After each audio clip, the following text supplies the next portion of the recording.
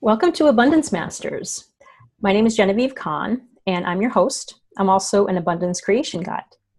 Now, this series, Abundance Masters, is about, if you don't know what abundance is, if you're not sure what it is, this is a great place for you to really discover what it is and how to create it. And today we have Duane with us. And Mal is a midlife strategy and transformation coach, and she's also a published author. So really excited to have her here. Thank you so much for joining us, Mal. I'm excited to be here, girl, because this is a hot topic for me. Awesome. Yeah, I know how much you love to talk about this, and it's just a fantastic conversation. Now, you have just such an amazing outlook and such a great way, I think, to talk to people. And do you mainly work with women, or are there a few men in there too, or? My passion is for women. I will help any man that reaches out to me, but I would say that predominantly the people that I help are women. Yeah, same here. Yeah, so that's awesome. So what do you consider to be really your area of expertise when it comes to abundance? Because I have lived in a dark hole where I didn't have any belief in myself, I didn't feel good about myself. I know what the opposite of abundance is. And I spent a great deal of time there. Sadly, I have to admit that. And once I really tapped into my own power, my ability to make different choices and to create what I wanted, I realized that this was something anybody could do, not just me. It's just learning how to do it. And that is what has created my mission, is to help these women get up that are living in this dark place, that are feeling broken, that are feeling less than, that they don't have the skills and the abilities, and to show them, yes, you can. You got to do the work. And it all starts here. And I think you know that everything's going to start from within us. So once we learn that, it is easy to pretty much create whatever we want. And so that's my mission. Get those ladies that are midlife, that feel life has given them something that's beyond their control. And I love pulling them up, getting them strong, getting them happy, and then becoming magical manifestors.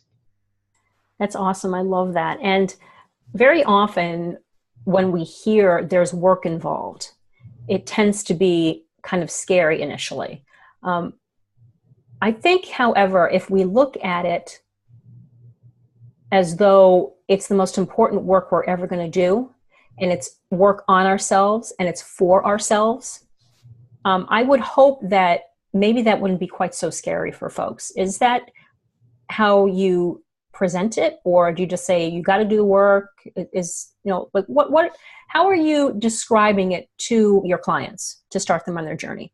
It is the greatest investment that they can make when they do this inner work to understand how they operate and think energetically and appreciate that. Then they can go on and really start to live the life that they thought was a dream and probably they would never see. And it is work. Not, without any effort, nothing really happens in this life.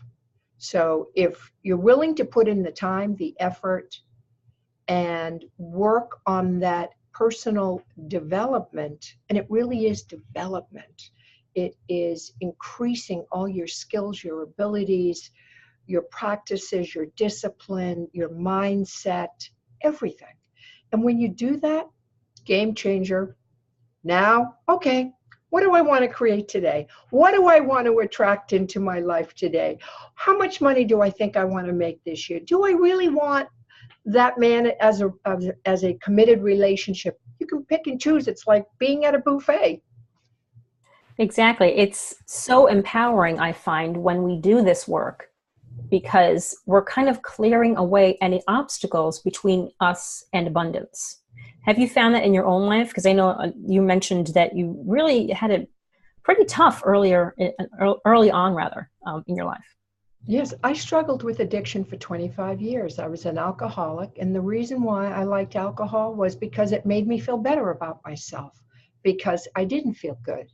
And so that alcohol was like a temporary band-aid on a gaping wound that just kept getting bigger and bigger because I wasn't treating the wound. I was covering it over. And that's what most of us do. We take something that makes us temporarily feel good, and we don't get into the wound and clean the wound and treat the wound. So absolutely, if we can get honest with ourselves, face our demons, realize we all have them, doesn't make us any less a person.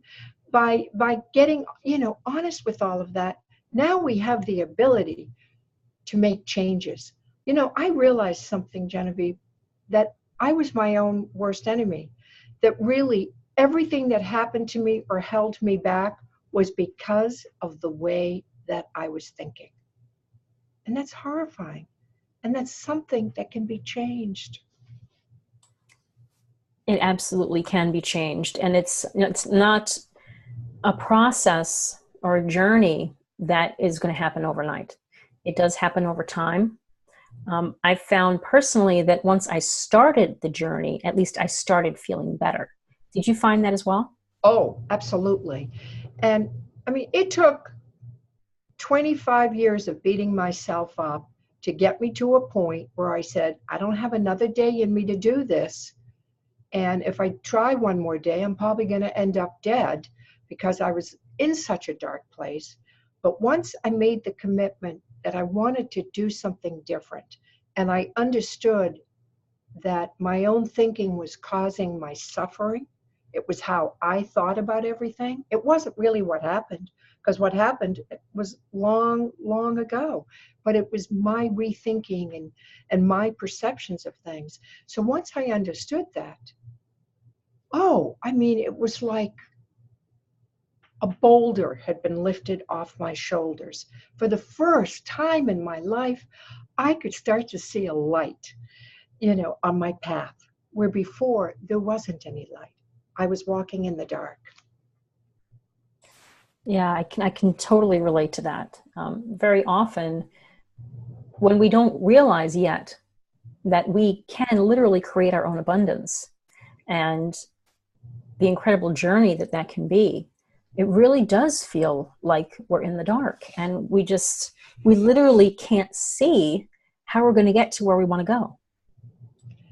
And it's not that difficult to get to that abundant energy, that connection that is going to get you into that vortex of creation and creativity and love and passion and attraction. It's not that hard getting there.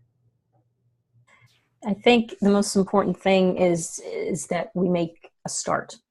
Yes. We put one foot in front of the other and start down that path. And it's so important that we understand that it really is just a journey. And, most of us are on this journey, a lifelong journey. It doesn't have to end, and it doesn't have to be something that is, fraught with difficulty. I mean, there may be times down the path where something comes up in our own development that we need to address, something that we need to deal with. Do you find that with the women that you work with, that they are really understanding that it is a journey? Well, I think a lot of them want to see kind of an instant fix, an instant display of manifestation, and it doesn't really happen that way. It's like anything else, it takes practice, it takes commitment, and it does take time. Look I'm 30 years out on this journey, and I'm still fine-tuning my skills with more classes and reading books and deeper spiritual practices. I'm constantly building that wonderful, it's like an aura of energy around me. But it's it's a process, and it's ongoing, and it's going to take a commitment, and it's not going to be instantaneous, and you're going to need to be disciplined, and the journey's not going to be perfect. There are going to be a cosmic 2x4 that's going to come along and hit you right in the head when you least expect it. But the good news is now you have the tools to get up a lot faster, dust yourself off and say, okay, that's smarted, but now I can get on with things. I know what to do. Exactly. That's exactly it. I remember in my younger days, especially when I was first starting on my journey, probably, over 20 years ago, I really was quite surprised that it took longer than I expected. Yet at the same time, I was really grateful that I had begun, because I certainly didn't want to be, back where I was.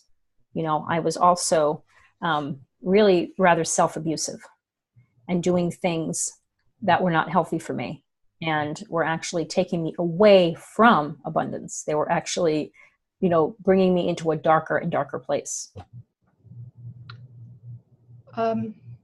I think that's a common thing for women, because we struggle with self-worth, and usually very early on in life. It's just part of our domestication. As we grow up in our families, we start taking on other people's beliefs and perceptions, and then we make those our own, but they really are never ours. They never feel right. And there's always this tug of war going on. Well, I should be doing this and I should be doing that. And the shoulds that's the warning sign that you're absolutely walking down the wrong path when you keep telling yourself you should. So it's something that I see almost in every woman that I ever talk to. And the thing is to understand you can do something about this and you can change this, but it's a practice. It takes time, and you're going to learn new skills, and you're going to look at different modalities to help you. So you've got to be open, and you've really got to want it, because it's not, you and I both said, it's not an instant fix. That's so true. And it's something that is so worth it. If we want it badly enough, we can definitely have it done. We can definitely do it, rather, I should say, not have it done. Actually, it's funny how that came out. What I meant to say is we can't have it done for us. We're the ones that need to do it. And what ends up happening ultimately is the freedom that comes with that, because we're taking our lives into our own hands when we say, okay, I am going to create my own abundance, whatever that means for you, whether you want more money, whether you want more happiness, whether you want more health, any of that great stuff. It is completely within our power to do so. And as women, very often, you alluded to this, we do kind of give our power away, and we look to others to decide for us what is best for us and what is the way to create the lives that we want. And we need to do really the opposite. It's great to consult with people. Hopefully you have healthy relationships that you can do this with.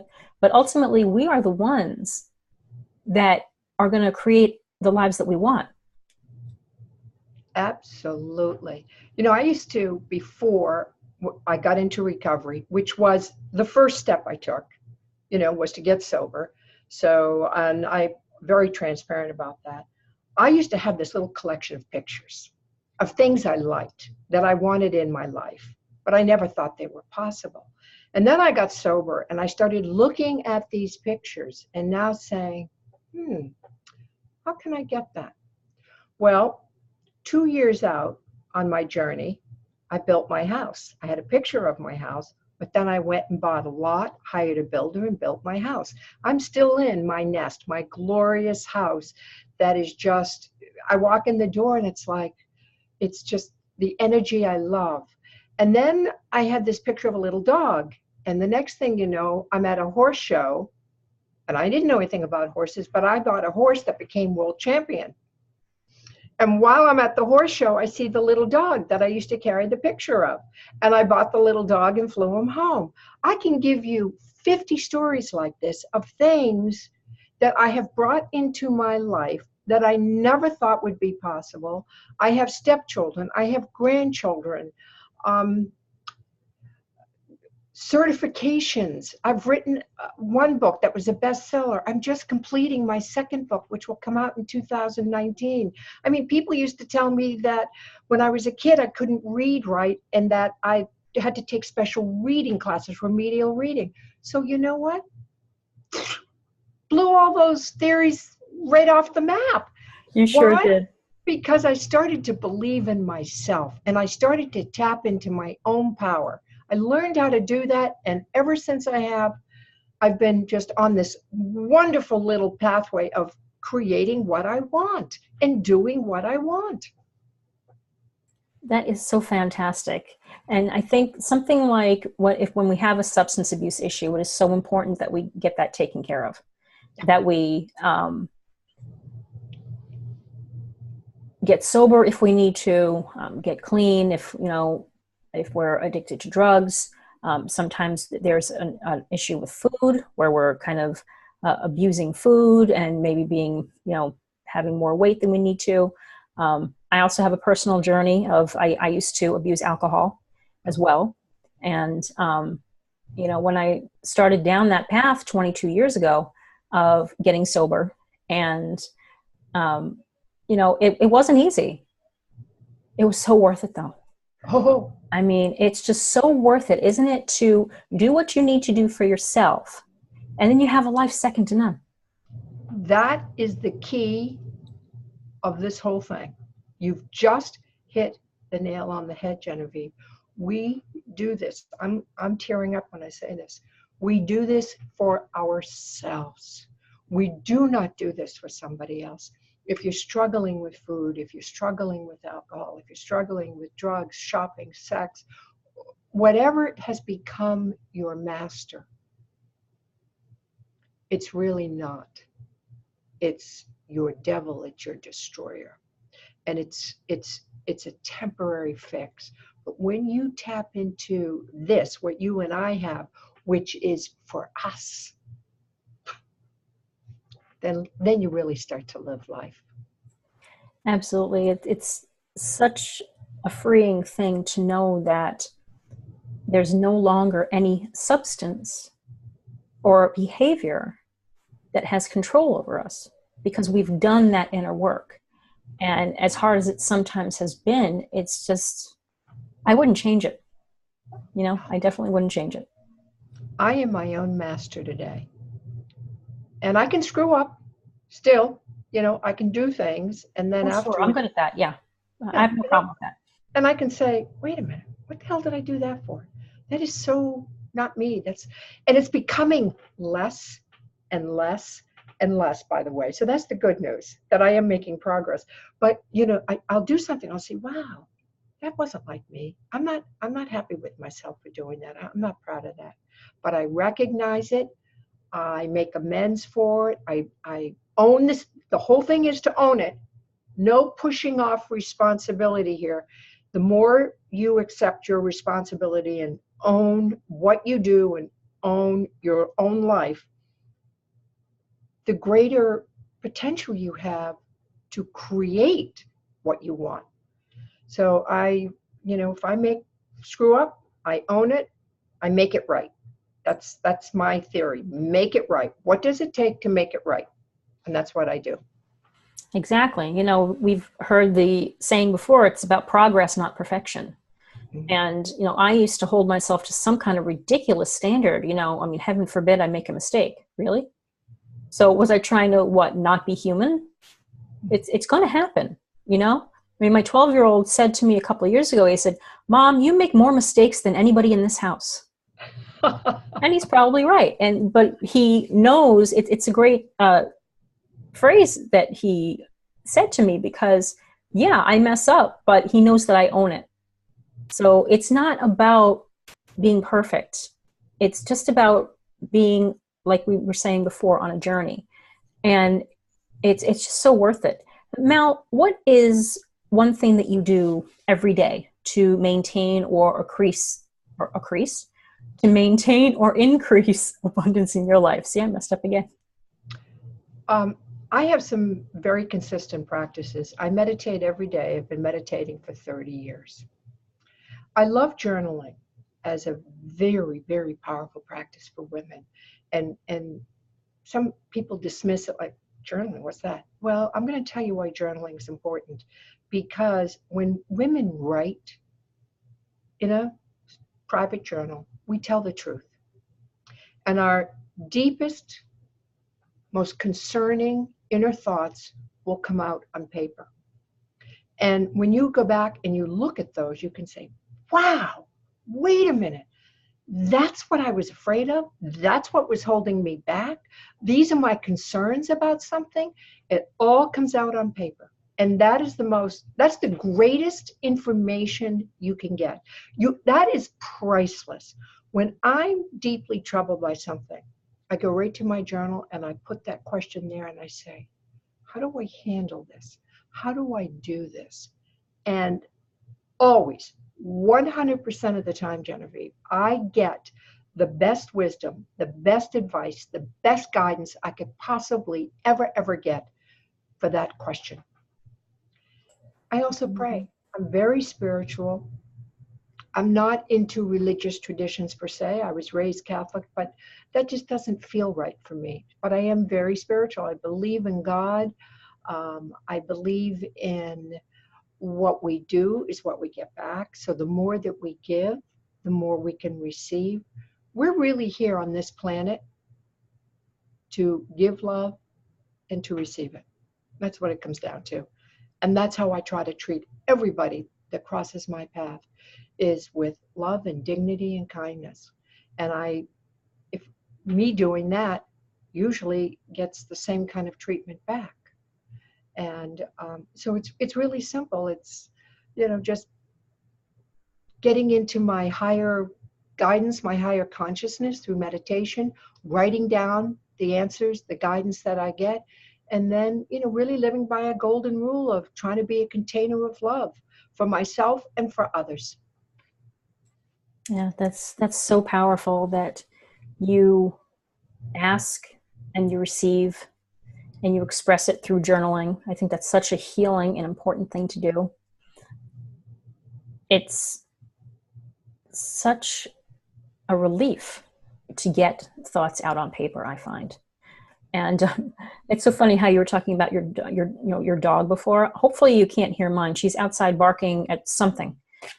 So it's just hilarious that you mentioned that. Hopefully nobody can hear it on this recording. Okay. Oh, yay. All right. Fantastic.